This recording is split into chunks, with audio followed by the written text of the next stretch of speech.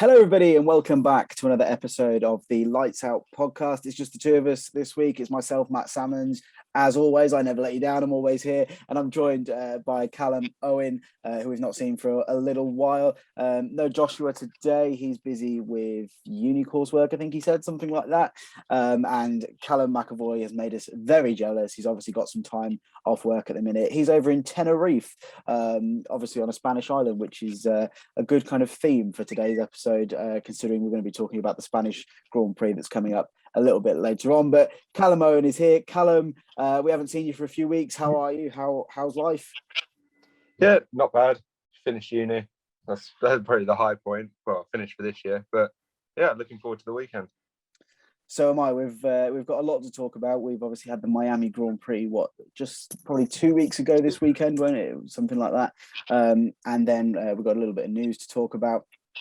Lots to talk about to do with Miami. And then we're obviously going to talk about Spain, give ourselves some predictions as usual, but we'll cast your mind back to Miami a couple of weeks ago. Myself, Joshua and Callum M were here. Had a bit of a mare with our qualifying predictions. We all predicted Max to get pole, and it was Charles Leclerc. Were you surprised by that?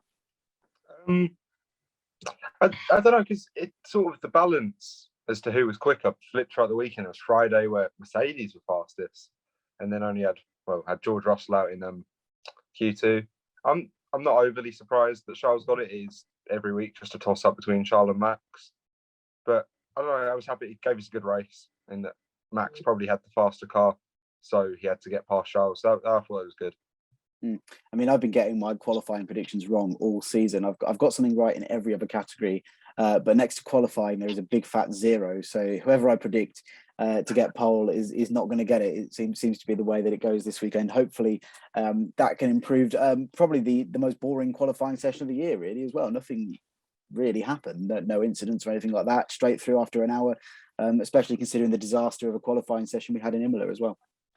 Yeah, I mean, it was weird because it was a street circuit, and it was the first time at the street circuit, and it had 5 red flags written all over it, and there was no action. So, like, Verstappen didn't even get his final run in. So, it wasn't the best qualifying, but I don't know. I feel like we got a decent enough race out of it. So, qualifying was a low point, but I think it's quite easily forgotten.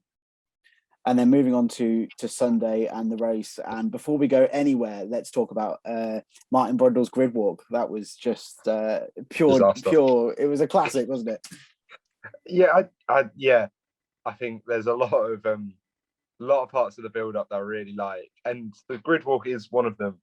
But you always knew in Miami, you've got all these people, these celebrities that know nothing about F1, these celebrities that Brundle won't be able to get near, and I think bits of that shone through. I think it was a little bit like Megan Stallion in Austin last year. I feel like it's a very American problem, but it's Martin Brundle's grid walk in it. It's almost like an essential part of the pre-race build-up.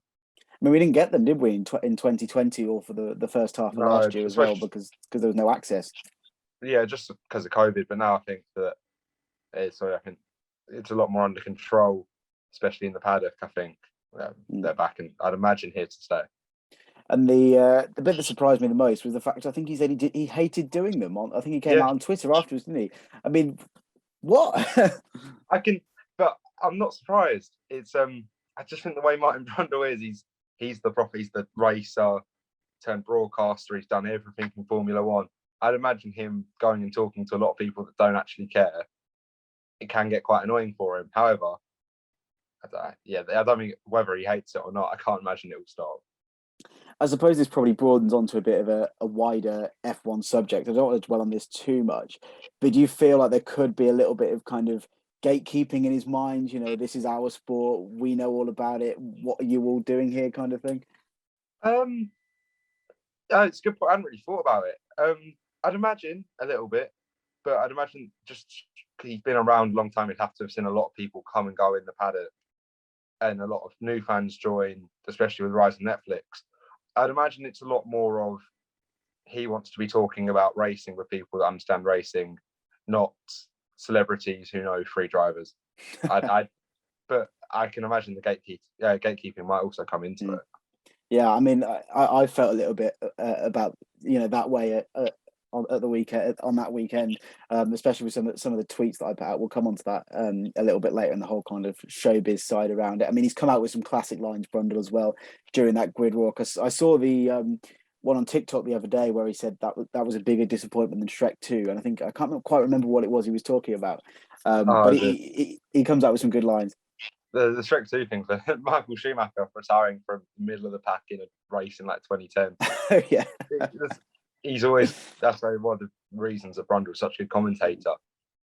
Schumacher in the middle of the pack retiring isn't a massive deal, but it's remembered because of that line. So I'm here for them. I mean, Sky have made a lot of changes and additions to their coverage, particularly this season over the last few seasons. But Martin and Ted are certainly two men that we can't lose. Enough of that rubbish. Let's get back onto the track itself. Max won the race. Leclerc was second, and Sainz was third. Callum M predicted that Max would win the race as well. Predicted that Leclerc would finish second. He predicted Perez third, so didn't get the point for third place. I predicted Sainz to win. That was a part of my wild prediction, and it wasn't a very good one. I predicted Max second and Leclerc third, so got that one a little bit wrong. Joshua predicted Leclerc, Max, Sainz, and it was Max, Leclerc, Sainz, so got the point for Sainz in that one. In terms of the battle at the front, we did see a bit of a scrap between Leclerc and Verstappen, and a nice move from Verstappen on Leclerc in lap 9, I think it was, turn 1. Yeah, and to be fair, credit to the track, there were quite a few nice moves. Vettel had a really nice one on Latifi. Obviously, Russell and Hamilton had a really good fight. But the Leclerc and Verstappen fight at the start, it was brilliant. Went a little bit quiet in the middle, but after the safety car, Charles was able to put Max under a lot of pressure, which I think really helped sort of the overall race, because it did maybe need a little something towards the end just to keep it regarded as a good race. So it's just a theme of this season, isn't it? Max versus Charles, and it's great. Yeah, we certainly want a lot more of it, and I think Charles wasn't quite quick enough towards the end to kind of get back at him, and we saw Perez and Sainz also have a little bit of a battle, and Carlos Sainz was one that impressed me at the weekend. He's obviously had a dodgy, let's say, few race weekends. Obviously, Australia didn't go well. Imola, he was taken out on the first lap, so good to see him back on the podium. Oh yeah, it was. I mean, he really needed a turnaround as well. He had 2 poor races. He had a heavy crash on Friday, which I think proved the need. Sort of as originally this whole debate about the FIA not listening to the drivers. Ocon suffered the same crash. 51 Gs for a crash like that shouldn't be happening. There should be tech pro there, but that's a whole nother point. But it's great to see Carlos Sainz back on the podium. Want him in the title fight as close to Leclerc as possible, because he's capable of beating him. We saw this last year. More podiums, more points, see higher in the championship. He just hasn't quite got it right this season, but I think the more we go into the season, we'll see improvements. They've just got to come soon if he wants to be a factor in the title race. Last time we touched on whether or not Ferrari now need to prioritise Leclerc as their number one driver and Sainz as the number two. Obviously, that's not something that Sainz is going to want to accept at this stage. But how long can Ferrari last? Having them as kind of on a level playing field. Yeah, that's the thing. How long can Ferrari last? Because if you'd have asked me that after 2 or 3 races, I'd have said I don't think they need to. They're clearly the class of the field. It will be a Ferrari title fight, and then it doesn't matter about you 1 and 2s, because either way, a Ferrari driver's winning it. However, Red Bull have definitely come back in and are arguably the stronger car now, and obviously have Max Verstappen. So Ferrari can't really afford to split their bets between their drivers. They will eventually have to do what we saw Mercedes do last year and tell Bottas, you're not a part of this title fight, you're helping Lewis. I'd imagine if in the next 2 or probably 3 races, Sainz is no closer to Leclerc, then I think the conversation might have to be had that sometimes he is going to have to move for Charles. Maybe it won't be a sort of a set rule of you're the number 2 driver, but he might have to accept more of a team player role. let's just hope that Netflix are there when that conversation happens, because I think it would certainly be interesting to see whether or not they staged it.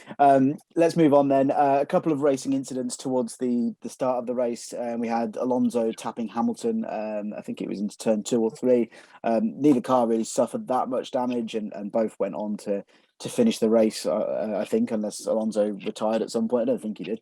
No. And Alonso also hit Gasly at one point as well. I think that was going into turn 1. Probably that one a bit more his fault than Gasly's, and a bit more kind of his fault rather than the racing incident that we saw with Hamilton. But the big one to talk about is that Gasly and Norris crash. I was kind of starting to fall asleep at that point during the race, and obviously then that happened and kind of reignited the race a little bit. What did you make of that one? It was a strange one, wasn't it? Because it seemed to me as though Gasly just was kind of daydreaming, didn't check his mirrors, and there was Norris, and boom, they came together. From what I can gather, because it was the lap after the Alonso incident. Yeah. From what I've read and what I can gather, Gasly was slowing down to retire, but he wasn't pulling to the side of the track. He was going to the pits. He was going to retire in the pits, and he didn't quite make it clear that, or I don't. There's such a weird way of explaining it. It was Norris was still going. Norris was still flying, and I think Norris has gone for a gap because obviously there was such a difference in speed. And I think either Norris misjudged it, Gasly's misjudged it and pulled out, it's awful timing, but they've crashed. I think the blame probably is more on Gasly. If you're retiring, you've got to stay clear of the racing line. Norris was on the racing line, still racing and still in the points at that stage. So I don't think I'd go as far as to give Gasly the full blame, but I do think it was more his fault than a racing incident. But I think the bigger crowd, the more talked about crash. We'll see what you think about this. Vettel Schumacher, the big Vettel fan yourself. What did you make of it? Yeah, I was gonna come on to that one next. I thought, my first feeling was, oh no, because I know how well they get on with each other. And if I'm right, I remember it was Schumacher went up, saw a gap and kind of went for it, but I think Vettel was just kind of turning in and probably didn't realise Schumacher was there. For me, it was on Schumacher. I think it was a bit of a desperate lunge. I think maybe he might not have known that was Vettel. Maybe he thought it was Stroll. If he'd probably known that was Vettel, he may not have gone for it. I don't know. But Martin Brundle was saying you can't be mates in racing as well, wasn't he? And that was certainly proved right, I think, in that incident. I was going to say that to you. I was going to mention that. Do you think he would have moved differently if he knew it was Vettel? He might still have known it was Vettel, and he might have seen it as another car on track. But do you think if he thought that was Stroll, he goes for it, and if he thinks it's Vettel, maybe he waits? Well, I think if he knows it's Stroll, he probably doesn't go anywhere near that incident, because he knows Stroll will probably just drive straight into the side of him. Sorry, Lance Stroll. We had the Paul di Resta debate last week as well, by the way. So yeah, if that was Stroll, I don't think he goes for it. But we all know what F1 team radios are like, don't we? Vettel ahead 5 seconds, Vettel ahead 1 second or whatever. So yeah, you would have thought he'd have been told on the radio that it was Vettel.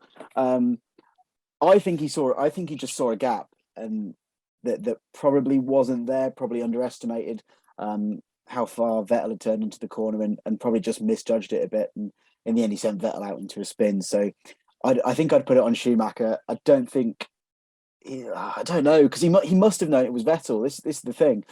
But if he didn't know, and if he didn't know and was going to know, then he probably wouldn't have gone if he did know it was Vettel. But I don't think there's any way he couldn't have known, if that kind of makes sense. That sounded really confusing. No, yeah, I get what you mean. I do agree as well. I think he must have had some idea it was Vettel, but either way, it was horrible to see. But knowing them two, Mick probably walked straight back into the paddock and put out his hand and said, "Sorry, mate," and maybe they shook hands and got on with it. I'd imagine they're already best friends again. So yeah, we'll see them racing in Barcelona, and one of them will just completely back out of the move. But the racing drivers, they can't do that, surely. Well, that's the thing, and hopefully, I can't imagine it. It definitely won't affect Vettel. He's done this long enough. He's had friends in Formula One. He used to put moves on Michael Schumacher, Mick's dad, obviously, and they were sort of what Vettel is to Schumacher now. Schumacher was to Vettel back then. So I can't imagine it will change anything for Vettel, and I'd imagine he will say to Mick, racing drivers, you've got to go for that. So I don't think it'll change anything. I think it was the week after the Miami Grand Prix. I went on a last minute go-karting trip with the third years at my university. It was like an end of year thing. I had a few spare places, got the email. I thought, yeah, I'll go and do that. And I certainly took the phrase of no friends in motorsport into that one as well. Made a lovely move on one of my lecturers up into turn one. And then one of them put a tweet out afterwards, picture first years not realizing that it was marking season when they were go-karting. So if I fail the first year, we'll know why. So yeah, I think don't have friends in motorsport is probably the thing to say. But if you can do it and somehow can do it, then fair enough. And I'm sure Mick and Seb are totally fine after that. We did see a bit of a battle between the Mercedes cars, but nothing too extravagant. I don't think we really need to discuss that. So if we move on to the wild predictions that we made, I don't know if you listened back to the podcast. I assume you haven't, but I had bits of it. I didn't hear the predictions. Callum M made a very good prediction that came true. To be fair, I said that Sainz was going to win. Yeah, I said Sainz was going to win. He came third, so let's forget about that one. Joshua said that Hamilton was going to outscore Russell. That didn't happen. I think Russell was fifth, Hamilton sixth. But Callum M said we were going to see 5 shots of the fake harbour between checkered flag and lights out. And we let him judge it because I wasn't going to bother, wasting my time looking out for those shots. What did you make of the fake Marino and fair play to Callum as well for getting that one right? Yeah, I remember seeing, because I'd watched the episode but had missed the predictions, and I'd seen it in the chat as the race was starting, all this talk about Callum and the Marino. Once I'd wrapped my head around it, it was so unnecessary. Like, fair play, he's got it right, and he's played them perfectly because they're always going to show off their Marino, if you can call it that. But yeah, I don't know. I hope it's not there next year, purely to stop Callum getting any more prediction points. We'll ban him from making that prediction. Also, it just should not be there. No, yeah. Well, we're going to see a real one in Monaco in a few weeks' time. And I'm sure Callum in Tenerife is probably chilling out not too far from a real marina or beach as well. So very jealous of him. So yeah, Callum, if you're listening, you've got that point. Congratulations. And that brings us to the table. It's them two that are top. It's Joshua and Callum. They've both got 7 points. I've made predictions every week and you've missed a couple of weeks and I'm still on the same amount of points as you. We're both on 5. So we need to step up. Yeah, I don't know. I'm still at the point where I don't know if I write it off and just go for big predictions in the hope of getting more points, or if I still play it smart. It's like the Carlos Sainz debate at Ferrari. Do I get left as a number 2 who just random strategies to try and win, or do I play it smart? But no, I'll stick with smart for now. Well, Joshua changed his predictions after he'd heard mine and Callum's. He'd written down, he'd put Norris third for Miami, and he'd heard me and Callum had gone nowhere near that, and decided to change his mind, which I think is cheating a little bit. So we might have to get everybody to submit their predictions before the start of the episode to stop that from happening in future. Because, well, I know what all 4 of us probably like, but particularly Joshua, he'll do anything to win and hold his crown from last season. Exactly. In terms of the track itself, Miami, what did you think of it? I liked it. I think in terms of, a lot of the drivers said the chicane, the tight sort of 2-meter chicane needs to go, and I agree, because I don't think it added anything. But I think the track's good. For the first time it was run, I think the racing was okay. I think sometimes when we go to tracks for the first time, it can fall a little bit flat. But I think this sort of avoided that. Not by much, but it avoided it. The event itself, at the risk of sounding gatekeepery, it wasn't very F1, but for an event, it was fantastic. And I think that's the way F1's moving, and that's the way the Miami Grand Prix was intended. So I actually think it beat my expectations. Yeah, and you've led me onto it perfectly there. The event, a bit too Americanized is Callum said in the last podcast he feared that it would become more about the event rather than the hour and a half of racing that we were going to get. I tweeted out after the race, I think it might have been after qualifying actually, can't wait for F1 to be out of Miami. Formula One is becoming far too Americanized and, in speech marks, show busy. No need for it, just keep it about the racing.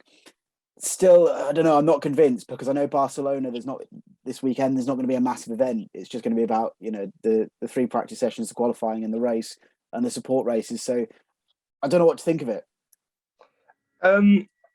I think I do think it's inevitable that some races. So I think obviously Miami is a show race.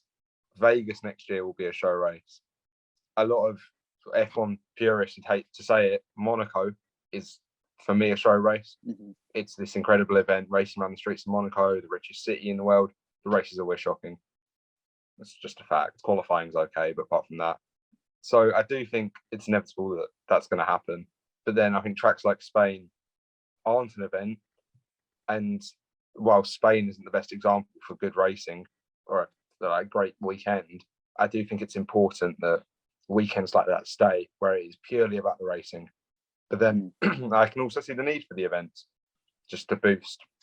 Because F1's a business, and you need viewership, and events boost viewership. So I'm happy with the balance, provided it doesn't get too eventy. I'm also contradicting myself a bit here because I love going to Silverstone, and when I'm at the races, I love the whole event thing. I mean, I know Silverstone doesn't, make the teams, wear like football kits on the stage on the podium after the race, like they did with the American football hats.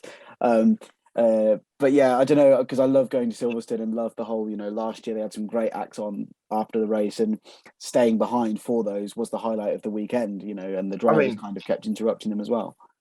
Yeah, I mean, so I think that's why Silverstone is the most indispensable race in the F1 calendar, and it's easy for me to say that because it's my favourite track and I'm British, and I'm obviously going to say that. But the racing at Silverstone is usually good. Some years fantastic, like last year, it was an incredible weekend. But it also has that event feel. It's big, and you want every F1 race to feel big because fans don't go to all 20 races. It's not like if you have a season ticket for a football team, it doesn't have to feel like an event every time because you're there every 2 weeks. Yeah. For F1, the majority of F1 fans, they see one race a year live. Well, I mean, the majority see none, but if you're going to races, you'll see probably one a year. The one in your home country, yeah. Yeah. And so you want that to be an event. It's the sport you watch all year and you get to see it live. So, and that's where I think Silverstone does a really good job of taking no focus off the racing. You're still there for the race. It's still all about the racing, but it's still got a lot of big things. They have the concerts. They have the whole sort of almost festival feel. They have Sky doing a lot of features involving a lot of fans. There's the camping. So I think that's what Silverstone does really well. And if we could have more of that on the calendar, I think that'd be great. Well, I think you've just brought the difference to my mind there. Silverstone is an event put on for the fans with the concerts, the camping, everything you've just mentioned there. Whereas Miami was very much for the TV. This police escort to the podium, the American helmet, that's the American, American football hats, helmets, whatever they're called. That was all for the TV kind of thing. So I think keep the event stuff for the fans that are there and maybe show us bits of it. And then everything for the TV should be, Formula 1, Formula 2, Formula 3, W Series, which we've got all of this weekend. So you get as much racing as you want. You can't complain about not having racing at the weekend, I suppose. Oh, yeah. No, I couldn't agree more. Cool. So that's Miami covered off. Let's move on. Not too much news this week. I don't know if you saw Sebastian Vettel getting a little bit political within the last week. He's been over in the UK and was on a popular political TV show, Question Time, where they talk about, kind of everything going on at the moment. I think it was pretty much about with Sebastian Vettel being an F1 driver, it was a lot about fuel emissions and CO2 and all this kind of stuff. Did you watch any of it? I mean, I didn't. I just saw some clips, but it seemed like he came across and represented F1 pretty well. I've seen all of the Vettel clips, and it's Sebastian Vettel. He was always going to handle himself unbelievably, and he did. He had to face questions. He had to be called gas guzzling. He had to have all the laughs about when you're an F1 driver that cares about the environment, because he's always going to get that. But he handled it perfectly. He weighed in on stuff like Brexit, which is a German person living in Switzerland. I can't imagine it means an awful lot to him, but he still could talk more than I could about it. So he handled himself really well, and I think it was great. It just shows he's that sort of person that can almost bridge sort of the sports side of F1 and the political, economical, and climate side of it. So I think that's a really important thing to have in the sport, have someone like that, and I think he does it perfectly. His best answer, and if you haven't seen it, go and find it, it's out there, was when the host asked him, you're an F1 driver and you care about energy, doesn't that make you a hypocrite? And, he said, yeah, absolutely it does. Yeah. that doesn't mean that I don't want to make a difference and try and do everything that I can to help improve things. I'm no Piers Morgan fan by any means, but I know ITV haven't really replaced him on Good Morning Britain. So could that be where Sebastian Vettel goes when he retires from F1? Who knows? I think Vettel could do what he wants. Vettel could run for office, and I think the way he talks, he wouldn't be far off. And the next kind of interesting point to come off, but we'll talk about that in a second. Actually, the other bit of news is that Russia's not going to be replaced on the calendar this year. We all know why it was cancelled, because of the problems in Ukraine at the moment. So Russia isn't going to be replaced. F1 did consider going back to Qatar, and they did consider a second Singapore race. But neither of that is going to happen. Russia will not happen this year and will not be replaced by the looks of it. The other thing, very quickly, is the jewellery kind of rule enforcement that's going on at the minute, which I think Lewis Hamilton feels like he's being a little bit targeted by this, but they've always been in place for ages. It's just that now the new race directors are enforcing them. Put yourself in Lewis Hamilton's shoes. How would you kind of feel about this? It's very weird. There's a lot of the F1 race director it was Charlie Whiting for years, and there was never any debate, controversy, nothing about it. Michael Massey was fine until last season and the team radios, and it all became a big public thing about what was Michael Massey going to do this weekend, and then Abu Dhabi happened. It's a very sensitive position right now, so I'm not entirely sure why the two new race directors have walked in and picked a fight with the biggest team in Mercedes, probably across the past 10 years, with the best driver potentially ever, about something so pointless as jewellery. They're like, fair enough if it's a rule, but is it at the risk of sounding a bit too, not basic, but a little bit like, I don't care? Is it that deep? Does it need this sort of coverage? It's going to do is drive a wedge between some of the most influential people in Formula One and the race directors. I think there's plenty of other things that could be fixed before jewellery, and I think that's the point Ted Kravitz made as well. Circling back to the Ocon and Sainz crashes with no tech pro, and the 51G impact, and all the drivers going, well, they don't actually listen. That is a million times more important than whether Lewis Hamilton is wearing a nose ring. Yeah. So I think it's weird, and I can see why Lewis Hamilton feels attacked by it. Is it that deep? He could just I know he said the nose ring he'll have to get surgically removed, but stuff like earrings and rings, is it that deep? They can be taken off. It's a silly argument that doesn't need any sort of airtime. Yeah, and that's all the airtime I think we're going to give it. For now, it seems to me like it kind of is a safety problem that the FIA have, but Lewis Hamilton's not had a safety issue, in the last kind of 10 years that he's been racing. And I don't know how long he's been wearing jewellery, but if it's been that long as well, then there's not really been an issue there at all. But that's enough jewellery chat. If you want some jewellery, head down to your local jewellery shop. Let's move on to Spain. Boring track for you? Yes. We'll move on from that. There's a few on the calendar that are a bit boring. It's a historic track, so I can see why it's on the calendar. Last year was good though, so I don't know, maybe some hope. I think a lot of the problem with Spain was it's very hard to follow. With the new cars that can follow a bit easier, will it make it better? I hope so, but I don't know, we'll see. I was going to say I'm cautiously optimistic. I'm not, but I'd like to be. So we'll see how it goes. I think the problem we've got this weekend is the teams are going to have all the data from when they had their pre-season test there. I mean, it wasn't officially called that, pre-season track days or whatever they were called. And I think they might know a little bit too much about Spain, whereas they don't know anything about the other tracks. Yeah, I mean, that's always sort of considered one of Spain's problem is everyone knows it so well, it just becomes boring. But I think one of the big things this weekend is the academy drivers in FP1. Academy drivers to an extent. Yuri Vips, Red Bull Academy driver, he'll be in the car for FP1. Nick de Vries, he's the sort of reserve driver at Mercedes. He'll be in the Williams in FP1. And then the final academy young driver, up-and-coming talent, Robert Kubica, he'll be in Alfa Romeo. So that's always great to see how he, as great a driver as he was back in his day, why he's in the Alfa Romeo quite that much is beyond me. But I think it'll be good to see people like that in FP1. So I just wonder what you thought about that.